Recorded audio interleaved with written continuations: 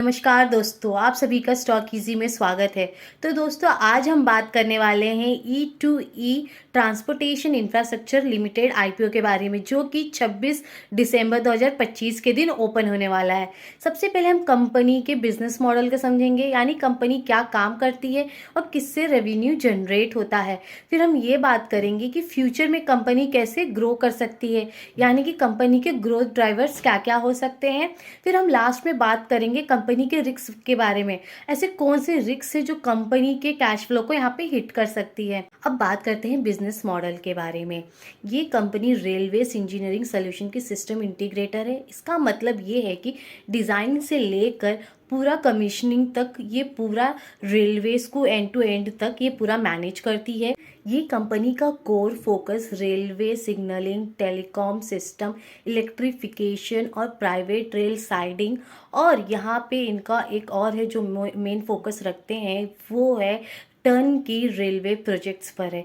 ये सारी चीज़ों पर इनका कोर फोकस है और ये काम ये इंडियन रेलवेज मेट्रो प्रोजेक्ट्स के लिए करते हैं। अब हम बात करते हैं कंपनी के ग्रोथ ड्राइवर्स के बारे में, जो कि सारी चीज़ें हमें ये बताएंगी कि कंपनी फ्यूचर में किस तरह ग्रो कर सकती है। सबसे पहला आता है इंडस्ट्री ग्रोथ। अगर इंडस्ट्री में ग्रोथ आया तो डिमांड बढ़ेगी, डिमांड अगर बढ़ेगी तो यहाँ पे कंपनी का जो रेवेन्यू है उसमें भी आपको यहाँ पे ग्रोथ देखने मिलेगा। दूसरा है आईपीओ। अगर ये जो इनको आईपीओ से जो फंड मिलने वाला है, अगर इसका अच्छा यूज़ करेंगे, अपने बिजनेस को और एक्सपांशन करेंगे, तो इनके रेवेन्यू में भी ग्रोथ देखने मिलेगा।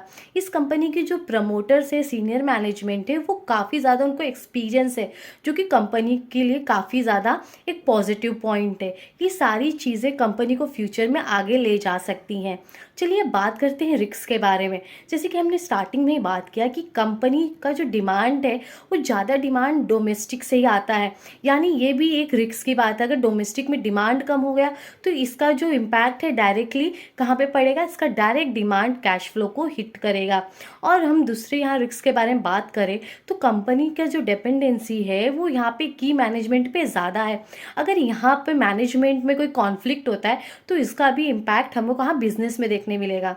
तो कोई भी अगर आप कोई भी आईपीओ में इन्वेस्ट करते हैं तो ये सारी चीज़ें आपको देखनी चाहिए। कंपनी का मॉडल क्या है, बिजनेस मॉडल, कंपनी में क्या ग्रोथ है, क्या रिस्क है, ये सारी चीज़ें देखने के बाद ही आपको आईपीओ में इन्वेस्ट करना चाहिए।